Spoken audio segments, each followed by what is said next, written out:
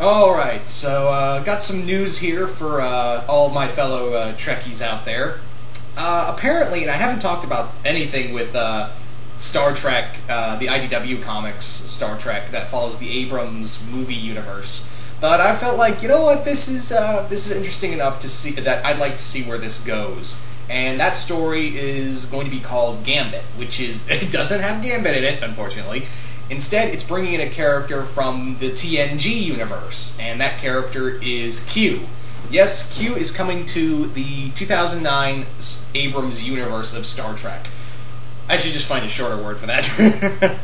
Anyway, so the big thing is, how exactly is Q in this universe? Well, you could say, oh yeah, he's immortal, he can be in all time periods and all that. My thing is this the same Q from the original Star Trek universe? That's my question, is this a new version of Q, or is this Q pop... Because we know Q has the ability to pop in between universes. So maybe we could... maybe what's going on is that Q has popped into this alternate reality, and he's seeing what everything is. Or maybe he's trying to fix everything. Maybe he's like, well, you've kind of screwed everything up, I'm going to try to fix it. Or maybe he's just here to start shit. I don't know. Because the thing is that maybe Q maybe it's the same Q, but it's, his mind is all rebooted from the whole thing. But you'd think he would have he would have a sense of something bad happened, because you'd think he would know that a whole universe being reborn would be on his radar. You'd think that would be on his radar for the most part.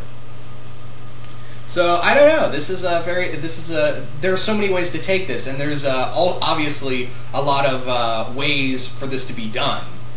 It'd be so cool to see the interaction between Q and all the members of Star Trek. That's the thing, is like, I'm really curious, that's the main thing I'm really interested in, is the interactions between the members of the Abrams crew and Q.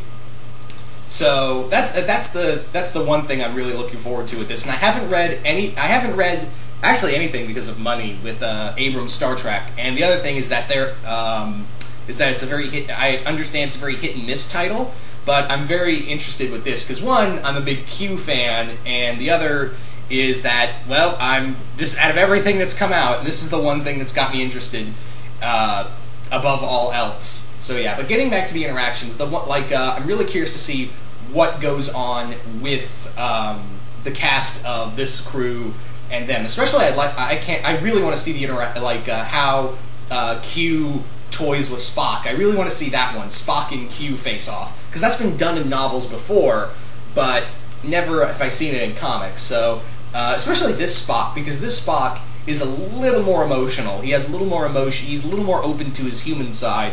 That now that he's with Uhura in this universe. So I think Q would really play with that, and I think he would have a sense of like, I have a feeling that in another life you were a real stick in my ass, or something like that. I don't know.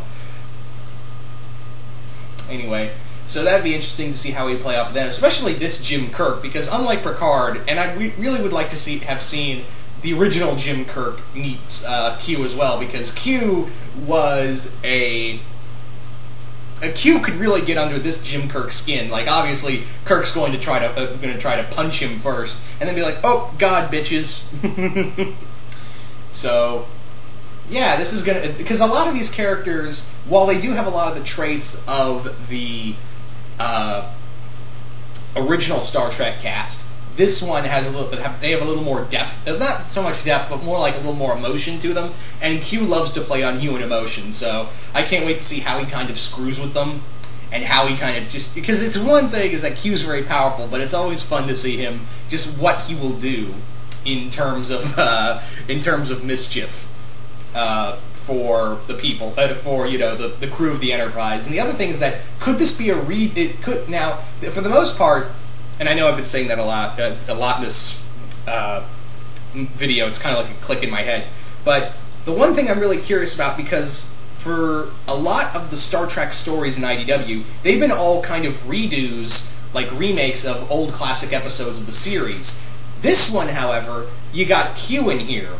and maybe it's just me speculating, but maybe they'll do a remake of the episode of his first appearance of Q, or something like that. I don't know, because Q's in his TNG costume, I can see. So maybe he just shows up, or maybe, who knows? Maybe he is from the original universe, and he's popped right in, and he's just like, well, this is new.